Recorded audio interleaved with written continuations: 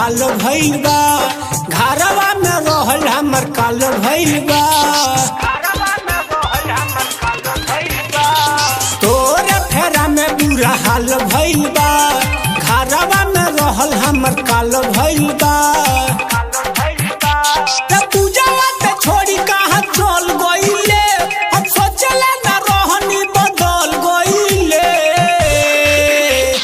तोहरे कारण हम चप्पल जूता खैनी रे, भइल बदनामी हम कहीं के ना भइनी रे।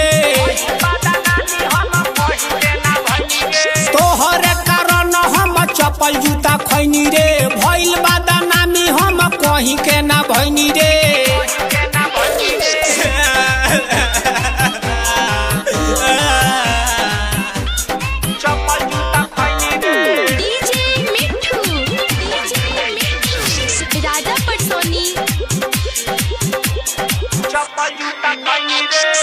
दुआरा बोला के हमके मरले बड़का भाई हो, सुन भइल बड़ा पिटाई हो। दुआरा बोला के हमके मरले बड़का भाई हो, सुन भइल बड़ा पिटाई हो। अरे माई रे हमरा जिंदगी से बोल काहे खेल पइले, काहे का चाही उमर हम जेल पइले। तोहरे कारण हम चप्पल जूता खैनी रे, भइल बदनामी हम कहीं के ना भइनी रे। तोहरे कारण हम चप्पल जूता खैनी रे, भइल बदनामी हम कहीं के ना भइनी रे।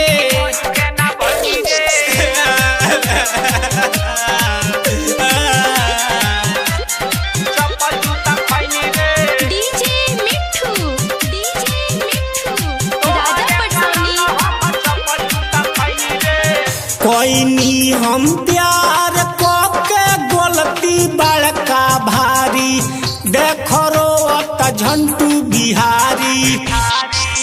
कोई हम प्यार के गलती बड़का भारी, देख रो झंटू बिहारी। हे सुनीला के दिलवा मसल दिहले, धक बबलू के हाथवा पे चल दिहले। तोहरे कारण हम चप्पल जूता खैनी रे, भइल बदनामी हम कहीं के ना भइनी रे। तोहरे कारण हम चप्पल जूता खैनी रे,